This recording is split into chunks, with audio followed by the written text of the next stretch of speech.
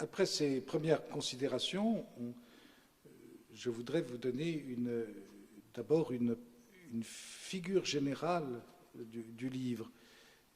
Il est extrêmement ordonné. 9 contes. On sait que Maurras en a écrit davantage, qui n'ont pas été publiés, qui sont restés à l'état manuscrit, et qui sont intéressants à connaître d'ailleurs. Mais là, il s'agit de 9 contes, placés chacun dans un certain ordre. 3 séries de 3. La première série est intitulée Religion, la deuxième série est intitulée Volupté, et la troisième série, Harmonie. Chacune de ces séries de 3 s'achève par un conte que j'appellerais un conte « je », c'est-à-dire Maurras y parle en son nom personnel, ou l'auteur, on va dire, l'auteur. L'auteur dit « je ». Je fais exprès de distinguer l'auteur de Charles Maurras, parce que il y a dans cette manière d'écrire un tel désir d'allégorie qu'on peut dire que quand il dit « je », c'est lui d'une certaine manière, mais ce n'est pas lui non plus. C'est lui dans la mesure où il remplit un rôle, où il fait une figuration.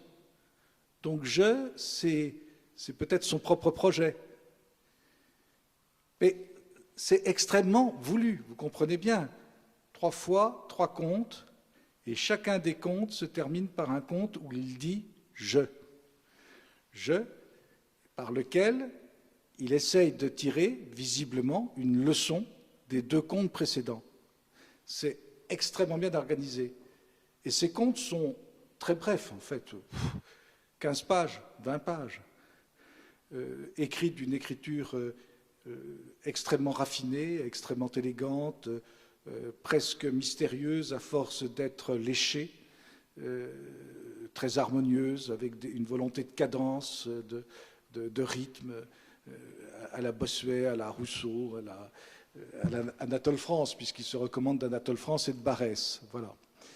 Et cela dit, ils sont présentés de telle façon que l'on comprend qu'à chaque fois que l'on progresse d'un conte à l'autre, on a éliminé quelque chose. Car ces contes ont un caractère particulier, c'est que tous se terminent par des morts, ou sinon une mort, un échec.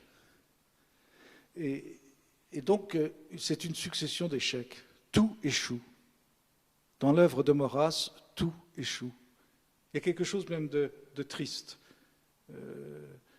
On a prétendu en tirer un goût morbide de Maurras, mais pas du tout. Je ne crois pas.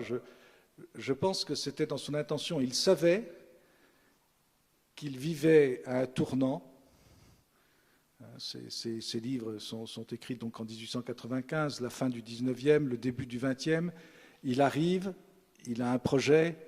Ce projet va se marquer fondamentalement par son enquête sur la monarchie qu'il publiera en 1900, qu'il mènera et publiera en 1900, donc au début du siècle. Cette date, je suis sûr qu'il l'a voulu.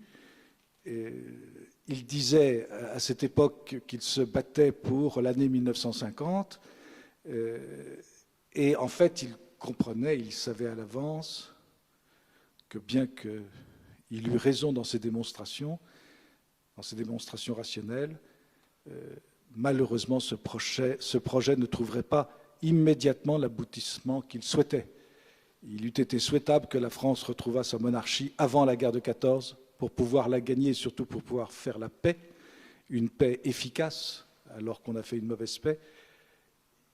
Bref, la France a manqué sa chance, elle n'a pas eu sa monarchie, elle a eu ses monocraties, elle a eu sa démocratie, mais elle n'a pas eu sa monarchie, et la France en a payé le prix.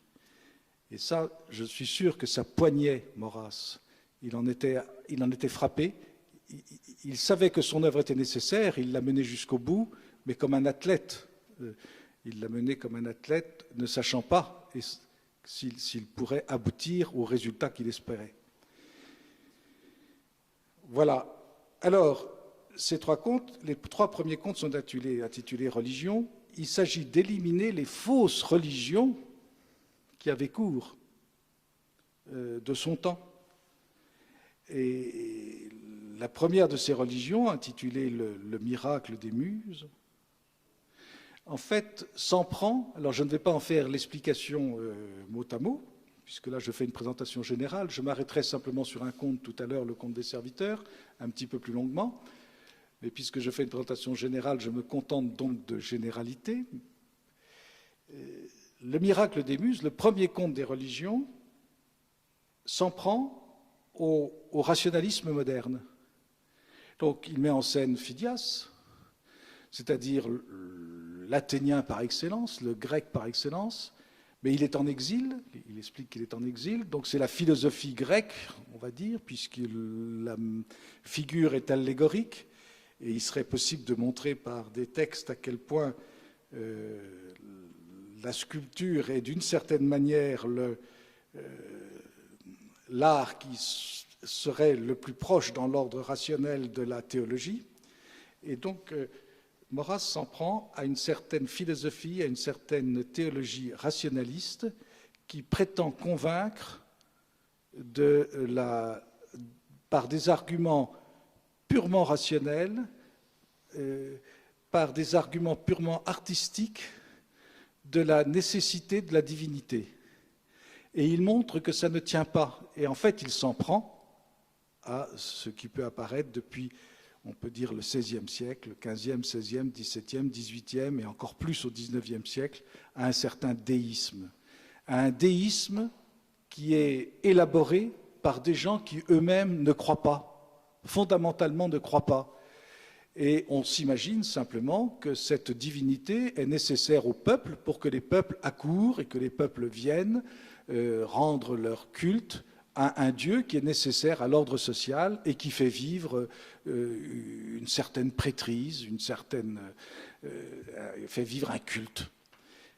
Et le rationaliste est si peu dupe de son propre jeu que lui-même en réalité ne croit pas et dans le même temps, entretient une école d'impiété avec ses élèves. Et c'est exactement ce à quoi on a assisté à la fin du XIXe et au début du XXe siècle, car Maurras anticipe. Ce Dieu-là est mort. Et ce rationalisme-là n'est qu'une œuvre de mort. Et on assiste à la fin de Phidias, parce que Phidias, à force de se moquer de la divinité, à force de la ramener uniquement à ses considérations purement sculpturales, eh bien, il en vient à perdre la grâce. C'est extrêmement important. Il y a un certain rationalisme théologico-philosophique qui ne peut plus avoir cours. Dieu est mort, ce Dieu-là. C'est extrêmement intéressant parce qu'on peut dire que Maurras accompagne toute la pensée contemporaine dans ce conte, en quelques phrases. Le deuxième conte s'intitule « Le jour des grâces », donc l'inverse, en quelque sorte. On y cultive, là, le sentiment religieux. Il s'agit d'un vieillard qui représente le bon sens, et ce bon sens a deux esclaves. L'un est l'esclave religieux de la Bible, il s'appelle Siron, et l'autre est l'esclave religieux du paganisme, et c'est Icétas. Et ces deux esclaves entretiennent le jardin de Phorion. Phorion, on pourrait le comparer à la littérature universelle de l'Occident et en particulier de la France.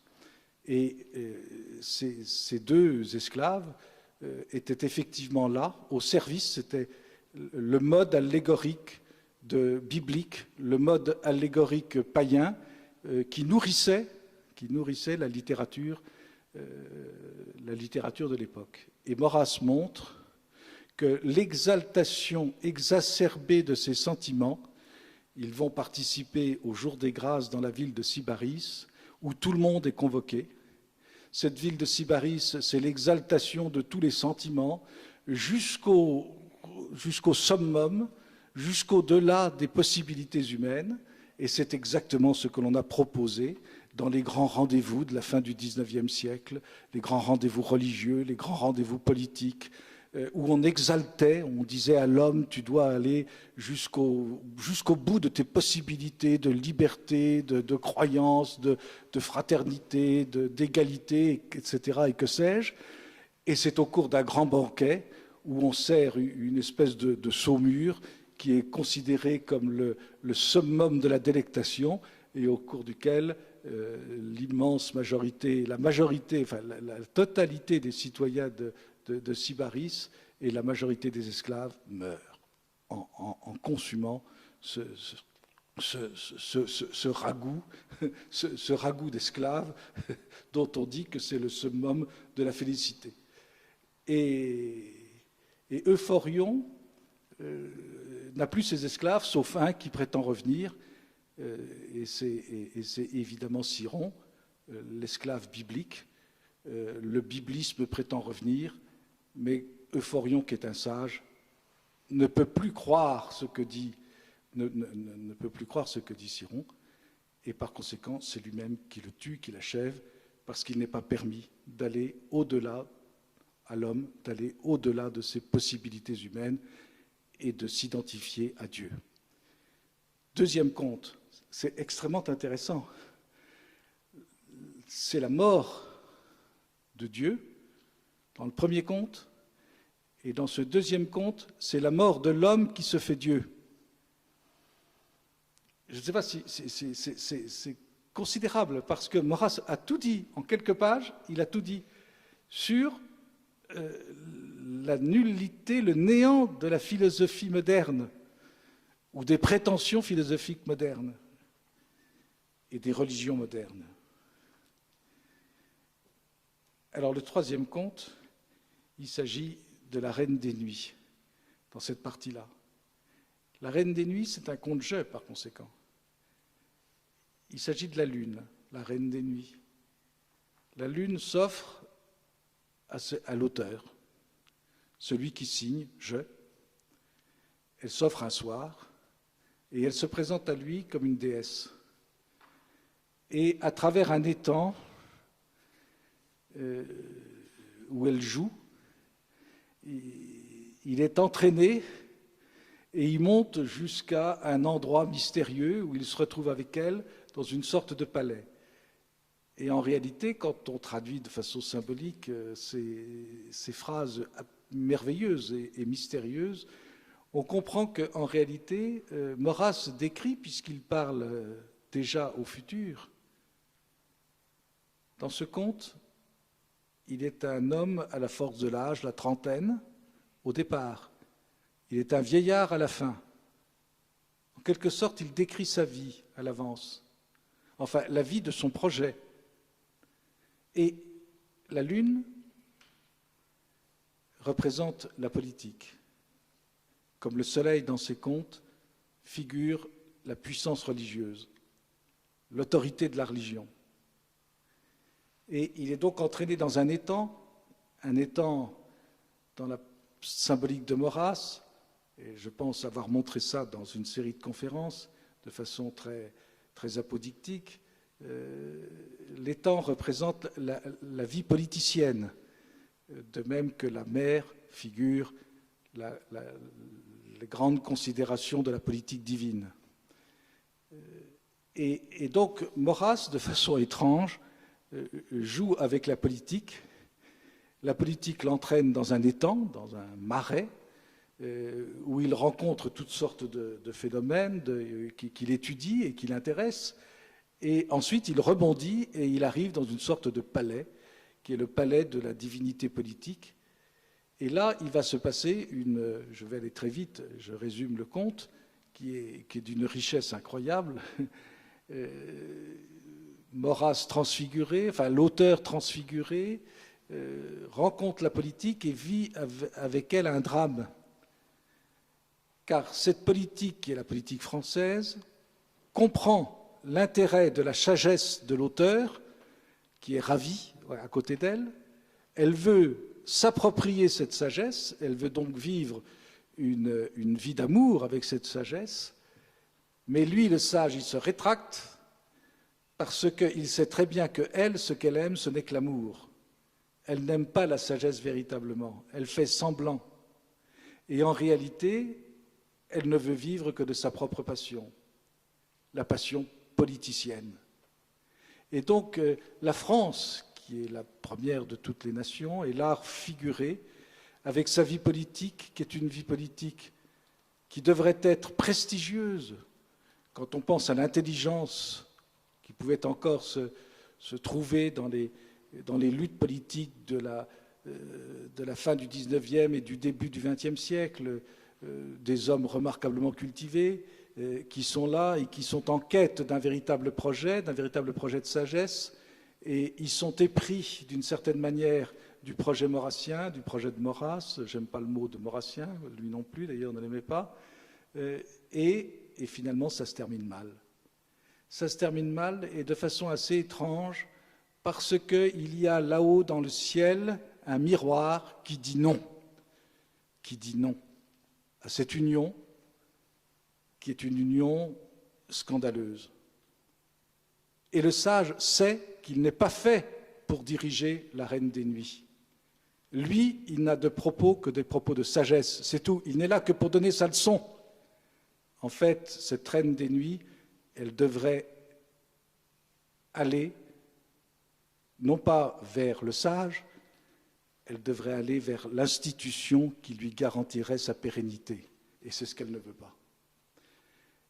Elle n'aime le sage que dans la mesure où le sage va lui donner des raisons encore plus fortes d'exacerber ses passions. C'est exactement ce qui est arrivé dans la vie du projet de Maurras. C'est exactement ce qui s'est passé, et ça se termine mal. Maurras est rejeté. Ou plus exactement, l'auteur de ce conte est rejeté, il est devenu un vieillard, et il n'y a plus qu'un regret. C'est le regret de quelque chose qui aurait dû être et qui n'a pas été. Ce sont les contes religieux. L'erreur de la Reine des Nuits, c'est être prise pour une religion.